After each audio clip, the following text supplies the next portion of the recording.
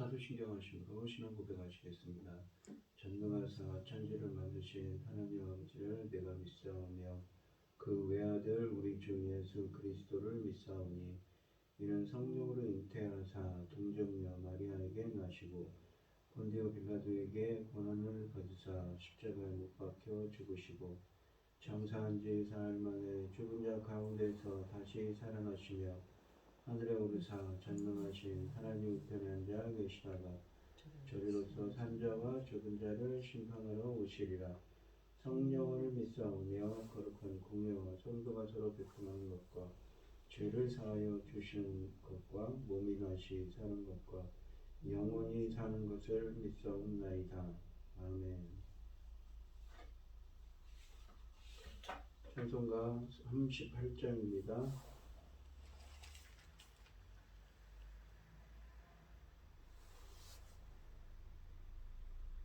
38장입니다. 예수 우리 왕이여 이곳에 오셔서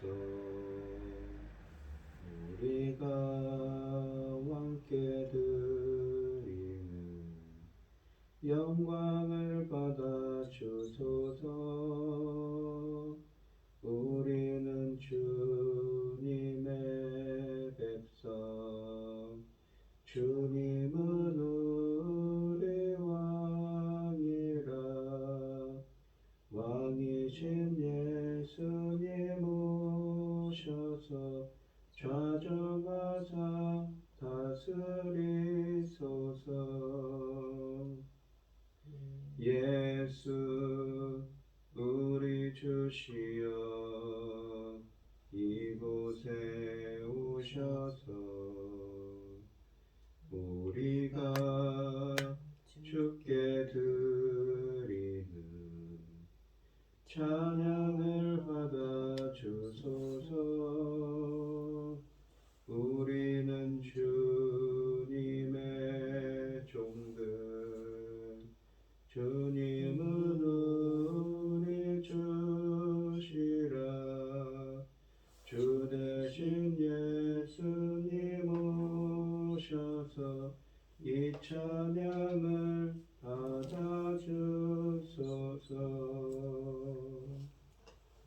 아멘. 오늘 함께 하신 하나님의 말씀은 신명기 5장 11절로 21절입니다.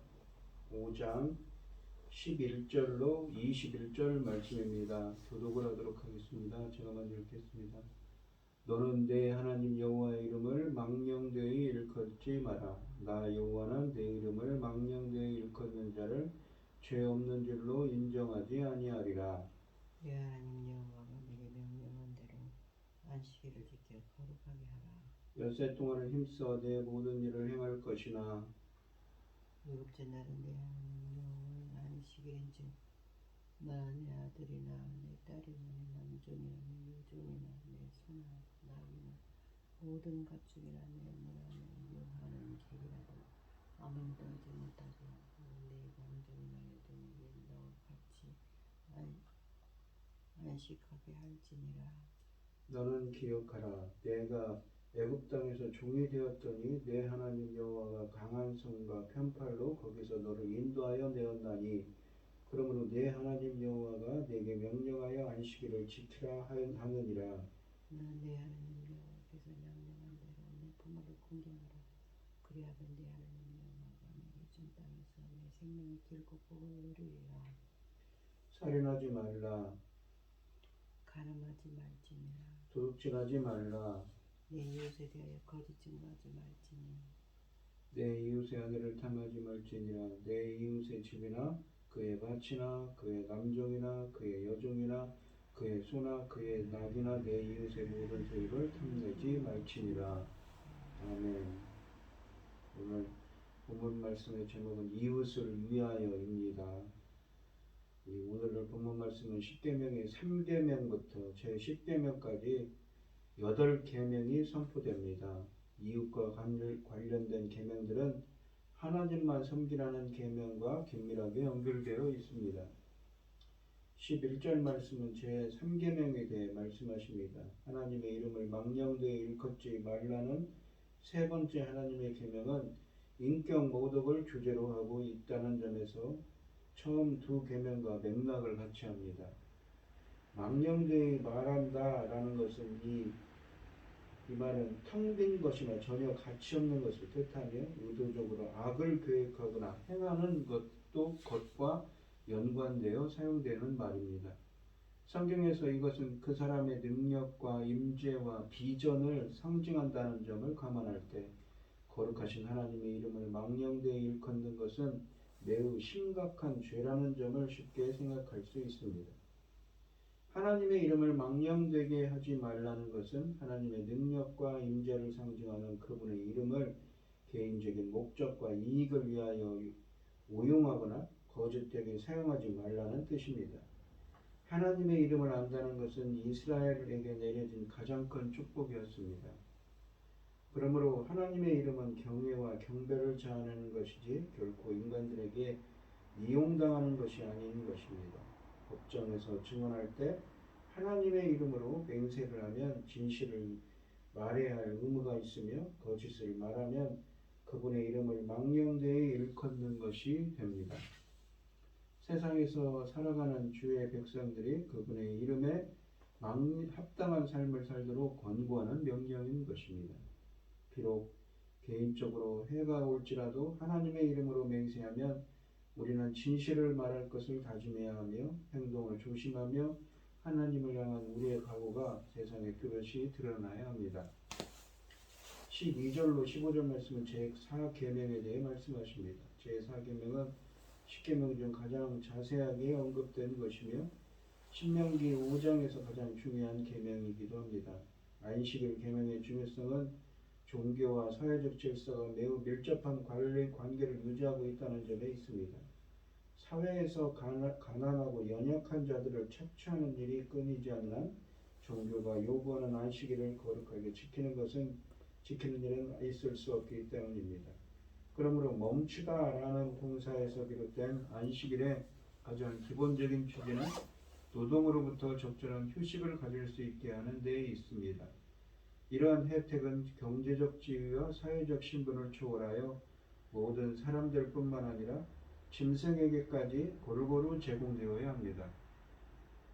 안식일은 고대 근동 지역의 다양한 문화권에서 이스라엘 종교에만 국한되어 있는 독특한 현상이었습니다. 그러므로 광야에서 새로 형성된 이스라엘 공동체에게 신학적 정체성을 정의하는 일에 있어서 가장 기본적인 계명입니다. 왜냐하면 이 계명은 이스라엘에게 주변 민족들과는 생각을 완전히 달리하고 정기적이고 규칙적으로 이 계명을 실천하여 이스라엘의 독특함을 보일 것을 요구하고 있기 때문입니다.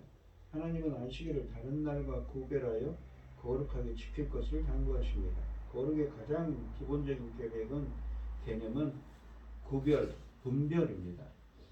그러므로 안식일을 지킨다는 것은 이 날을 특별히 기념한다는 것을 뜻합니다. 하나님은 일주일 중 이 안식일을 다른 날과 구별된 날로서 다른 목적을 지닌 날로 간주하라고 명령하시는 것입니다.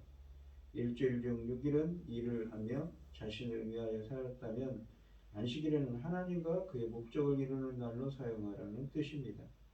출애굽기에 의하면 하나님이 천지를 창조하실 때 6일 동안 완성하셨고 7일째 되는 날에는 모든 것을 멈추고 6일 동안 창조한 것들을 음미하고 즐기셨기 때문입니다.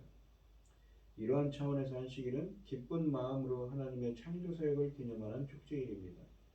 안식일 계명을 창조와 연관시키는 출애굽기와는 대조적으로 신명기에서는 안식일 계명을 전적으로 출애굽 사건과 연관시킨다고 15절에 연관시키고 있습니다.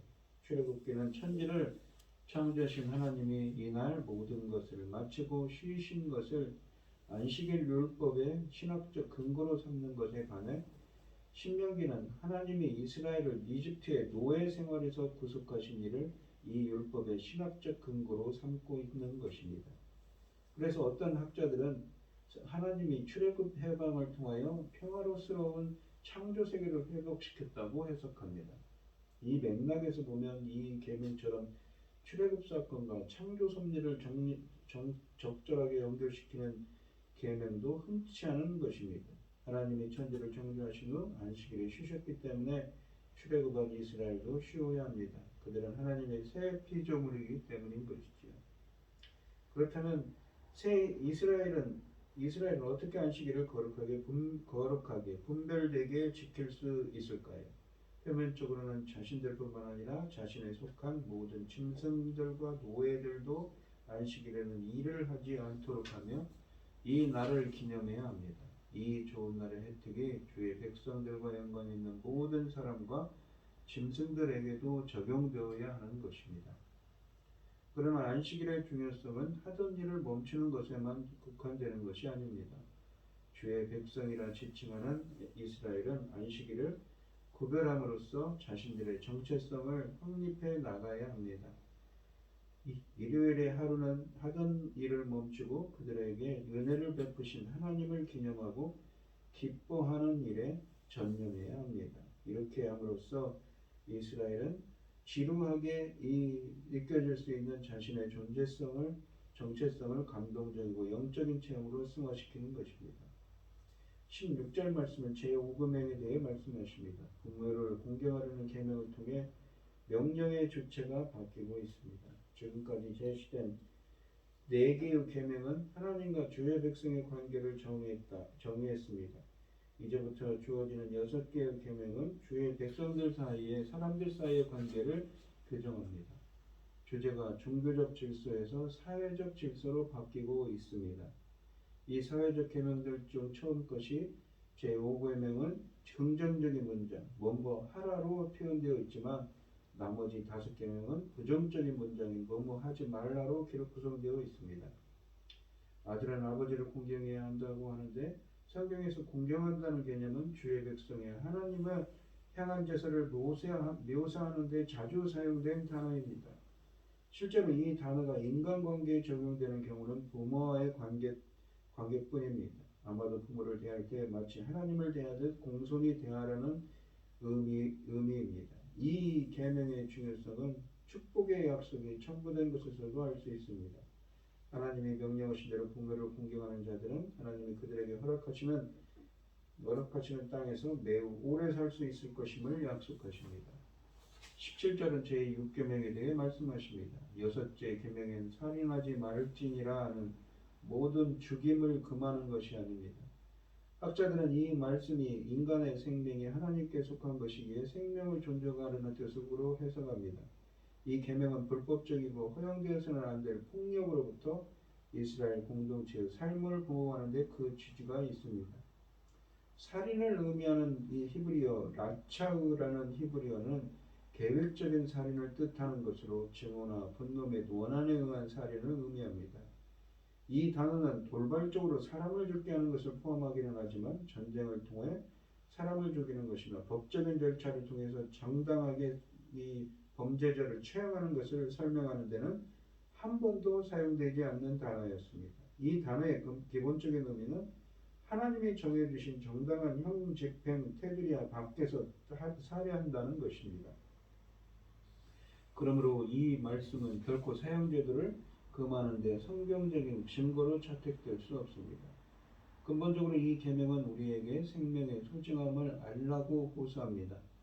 살인은 하나님이 아름답게 창조하신 귀하고 값진 생명을 없애는 것입니다. 더 나아가 살인은 하나님이 이 땅에 세우신 창조주의 대리인 한 명을 없애는 일입니다. 18절은 제7계명에 대해 말씀하십니다. 이 계명은 인류의 가장 오래된 문제이자 모든 사회에 깊숙이 뿌리박혀 있는 간음을 포함한 여러 종류의 성윤리 문제를 논합니다. 간음은 결혼한 여자와 남자가 서로 동의하는 상황에서 이루어지는 성행위입니다. 결혼을 하나님이 세우신 거룩한 제도라고 생각했던 이스라엘에서 간음은 사회를 자극하는 부도덕한 행위이며 하나님의 진노를 사는 범죄로 규정되었습니다. 율법은 간음한 사람들에게 매우 심각한 형벌을 가하고 있습니다.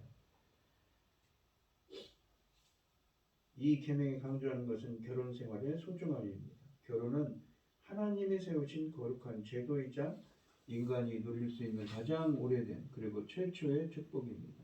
하나님의 이름으로 맹세한 두 사람은 죽을 때까지 그 서약대로 살려고 최선을 다해야 하는 것입니다. 아내는 남편은 아내를 진정으로 사랑해야 합니다. 이것이 하나님의 뜻입니다. 19절은 제8계명에 대해 말씀하십니다. 이 계명의 기본적인 취지는 서로의 재산권을 인정하라는 것입니다. 20절은 제9계명에 대해 말씀하십니다. 이 계명의 배경은 법정에서 증언하는 것이었습니다. 증거하다로 번역한 히브리어 동사는 법정에서 증언하는 것을 배경으로 한 말씀입니다. 이웃은 모든 권리를 지닌 공동체의 멤버를 의미합니다. 그러므로 이 모든 것을 종합해 볼 때 이 말씀은 법정에서 증언하는 것을 뜻합니다. 이 계명의 중요성은 거짓 증거를 함으로써 하나님께 범죄했음을 드러내려는 것보다 진실을 밝히는 데 초점이 맞춰져 있습니다. 위증은 진실을 왜곡하는 것 외에도 사회의 진실성과 질서를 위협합니다.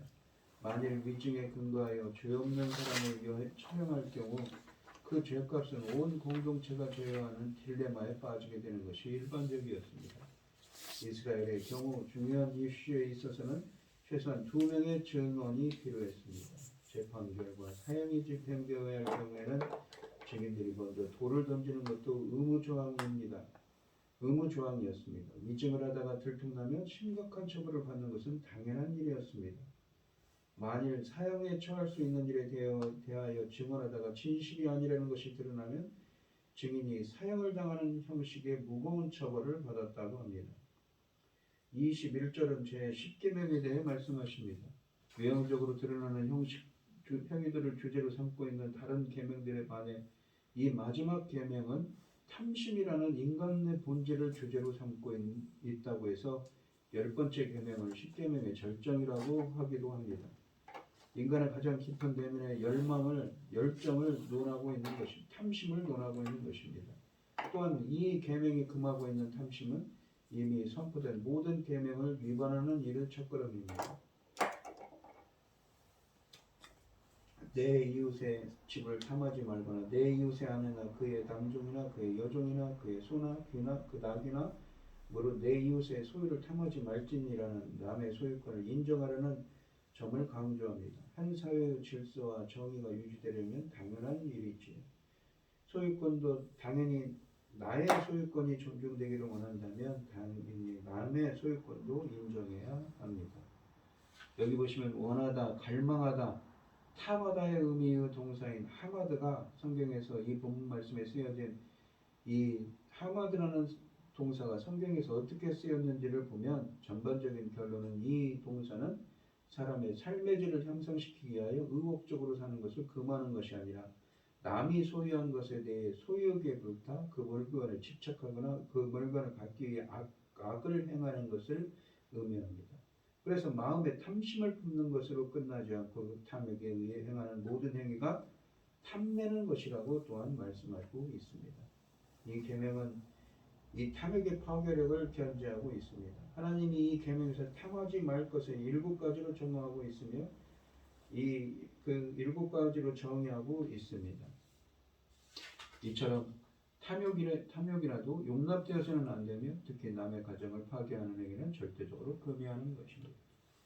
오늘 본문 말씀을 보시면 하나님의 말씀을 따라 하나님이 기뻐하시는 자가 된다는 것이 참 어려운 것입니다. 하나님께서는 십계명을 통해서 이웃과도 하나님의 관계도 모두 다 바른 관계성을 갖고 살아가기를 하나님의 백성으로서 살아가기 원하십니다. 우리가 출애굽기에 이 문맥에서 보면 출애굽기 19장 4절, 5절, 6절에서 거룩한 백성으로서 하나님의 언약 백성으로서의 거룩한 백성으로서의 이 언약을 맺는 의식 가운데 이 십계명이 있습니다. 거룩한 하나님 나라의 백성으로서 어떤 구별된 삶을 살아야 되는지 하나님께서는 십계명을 통해 말씀하시지요. 하나님과도 바른 관계성을 갖고 이웃과도 선하고 아름다운 관계를 맺어가며 하나님의 거룩한 백성으로서 구별된 삶을 살아가는 여러분들이 되시기를 바랍니다. 그렇게 되게 해달라고 기도하는 여러분들이 되시기를 축원드리겠습니다. 기도하겠습니다. 하나님 아버지 감사합니다. 하나님 나라의 거룩한 백성으로서 구별된 삶을 살아갈 수 있도록 주님 붙들어 주시고 함께하여 주시옵소서. 인도하여 주시옵소서. 하늘에 계신 이 모든 말씀 거룩하신 예수님 이름으로 기도합니다. 아멘. 하늘에 계신 우리 아버지여 이름이 거룩히 여김을 받으시오며 나라의 마옵시며 뜻이 하늘에서 이룬 것 같이 땅에서도 이루어지이다. 오늘날 우리에게 일용할 양식을 주옵시고 우리가 우리에게 죄 지은 자를 사하여 준 것 같이 우리 죄를 사하여 주옵시고 우리를 시험에 들게 하지 마옵시고 다만 악에서 구하옵소서. 대개 나라와 권세와 영광이 아버지께 영원히 있사옵나이다. 아멘. 오늘 주신 말씀 가지고 기도할 때 하나님 나라의 거룩한 백성으로 거룩한 구별된 삶을 살아가는 우리가 되게 해달라고 기도하시고 어려움을 당하신 분들과 각자 기도 제목을 가지고 주여 감사하시면서 통성을 기도하도록 하겠습니다. 주여 주여 주여 아버지 하나님 오늘도 하나님 나라의 거룩한 백성으로 구별된 삶을 살아가는 저희가 되게 하여 주시옵소서. 인도하여 주시옵소서. 아버지 들으시옵소서.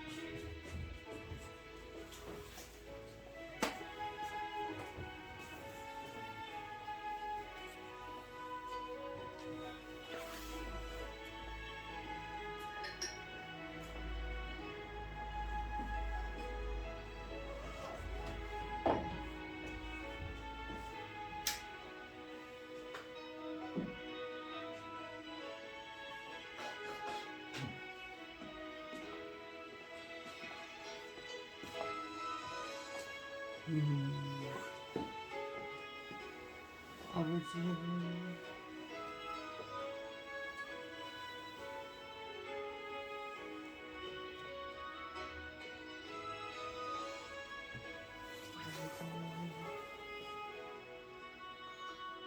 아버지